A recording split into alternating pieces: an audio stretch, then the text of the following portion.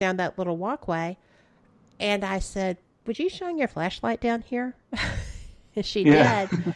And the first time it was there and it just dropped down and went under the door on the left side Wow. of the hallway. And then I said, would you drop your light and do that again, please? And nothing. But when it started moving, you could hear her go, and we Wow. may both have done that. But yeah, that was my first time to ever actually get that on video. So Yeah. that is a fantastic location. But you're right, there's actually a lot happening in that place. And I will agree with Mhm. you that some of the things did not feel good. Yeah. Yeah. Like I remember when we were down in the lower floors, and I got an EVP on my. I was using the Sony ST25 recorder, and I got an EVP. I believe it said it said something about a demon, and I was with some friends who had never really done this stuff before, and they were just blown away by what they were hearing, and Did they run then out the we all door? almost because we started feeling that dread feeling, and I started feeling like similar to, and I know a lot of people don't like the Ouija board, but a similar feeling I get sometimes during a Ouija session where you get this like strong anxiety and like I said, like a sense of dread or something bad, really bad's about to happen. Uh, and it just like came over us, and then it kind of just, as we moved out of that area, it kind of just lifted. Um, Were you down on the but floor that has that chamber? the that big what, hyperbaric chamber or something like Hyperbaric that. chamber? Yes. Were you We down might that have low? been. I still haven't seen the chamber actually, so we might not have been down that low because some of it recently has been flooded as well in the lower floors. I don't think Uh, this is low enough to have flooded. This is we were down there and by the bay doors like where the trucks come in and stuff. oh yeah, we probably And walked right past it. but there was something down there on that end that created that same sensation and the doors were supposed to be locked and they were, but someone had moved the hinges out of the to the side of the door so you could basically open it like a big door. Hmm. And there was a set of stairs there going down to a lower level. And I just looked at Kim and I said, we could not go down those stairs and we need to move from here. Yeah. And, that can be coming from a living human too. Those sensations Hmm. can stem from the living. But I think that's cool that you had some interesting and fairly similar experiences. Yeah, I remember seeing. I saw a shadow, some type of shadow, like move across one of the hallways, and then one of the guys I was with, like I said, they had, you know, they're urban explorers, but they have never really been too into the paranormal.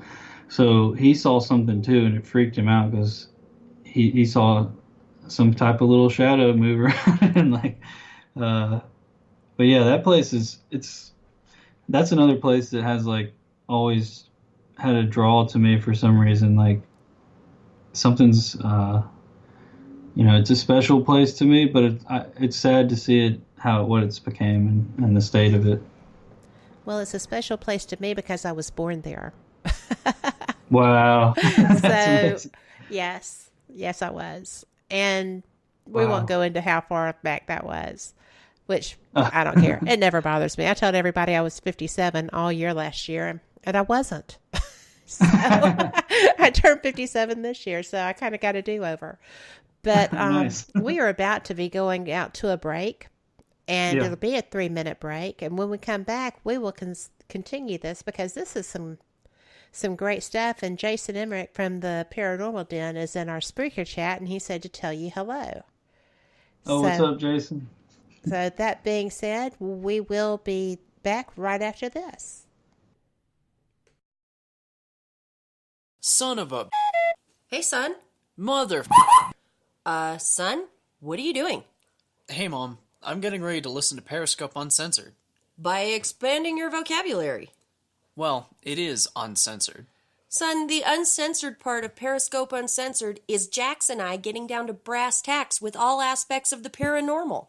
There's no fluff on our show. So, no off-color commentary? I didn't say that. Awesome! Son? I just hit my head. Oh boy, I'll go get you an ice pack. Catch Periscope Uncensored Thursday nights at 9 p.m. Eastern, only on WBHM Digital Broadcasting.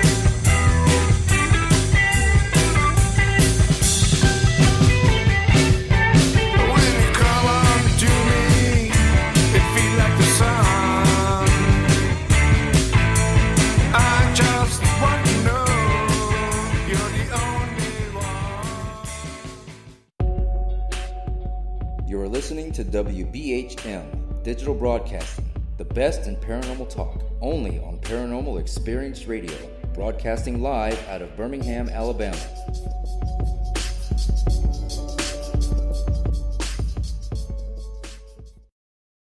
Thank you for listening to WBHM Digital Broadcasting out of Birmingham, Alabama. The time is 23 minutes after the hour.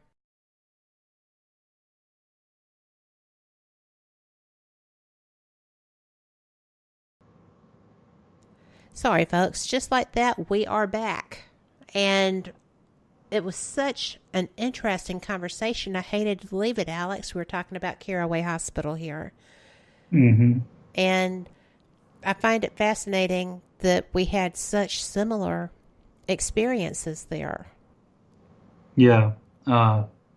Definitely interesting to me as well, because I think, I've talked to several different people about that place, but not too many people have actually investigated it like we have. There's some out there, but so it's interesting to see that we had similar experiences. Definitely. it's I would love to do it again with all of us. I know it's probably not possible, but we can maybe well, there's someday. Safety in numbers for one thing. Mm-hmm. So, because that's really the only thing that I would be concerned about would be actual safety getting in and going through. Because, like you said, people do live there. Yeah, But oh, go ahead. I was just going to say the night we were there was like the coldest night of the year that year. And Wow. I did not want to be coming across somebody who was fearful that they were going to be accosted or something and them overreact when we came in a room. Or us overreact. Exactly, yeah.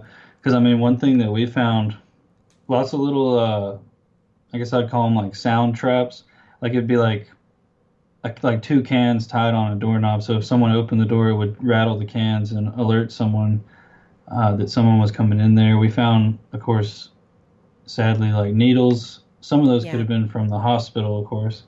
But you find all kinds of stuff like that. We found what looked like dried blood all over this shirt that was like Oh. stuck to the ground. That was kind of unsettling. I could see Uh, that.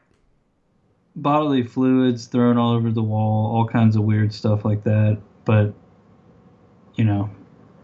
lots of trash too, where you could see where people had came in and kind of been living out of a certain place for a while. But I know that we saw,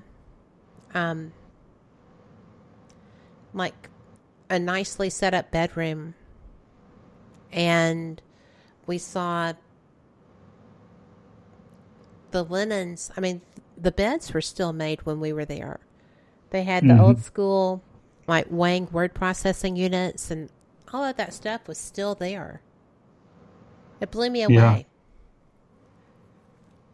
yeah, it's just insane to see hospitals after they do that, because usually they do leave so much behind.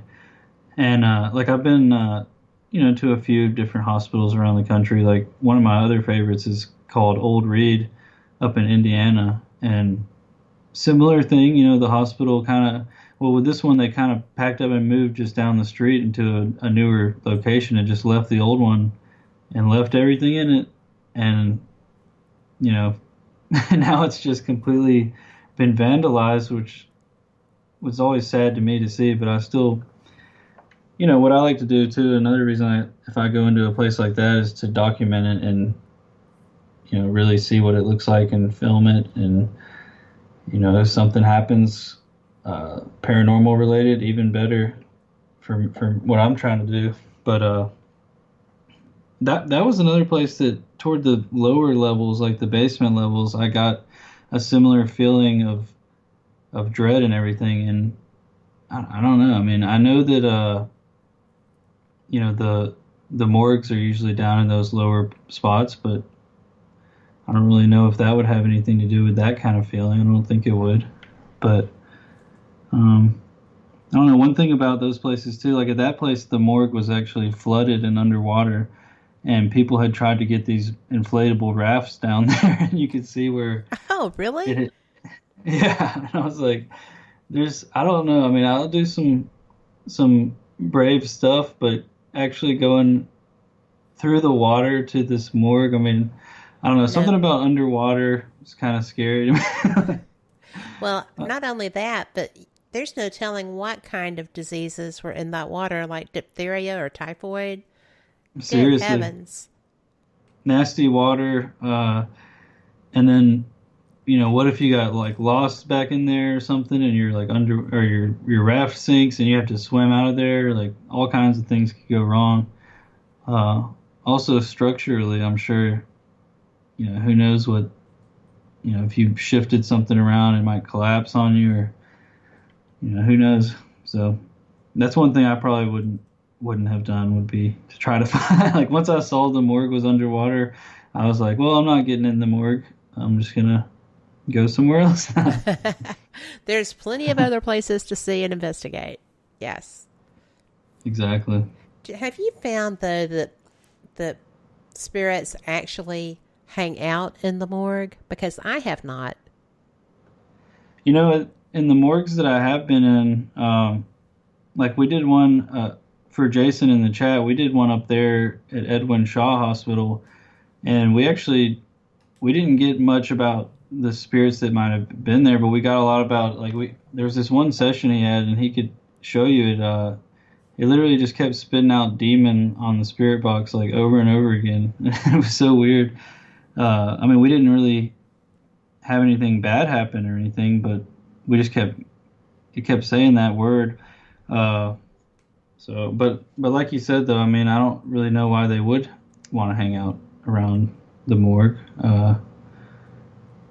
So I would think not as much, but. Well, I know that I would want to go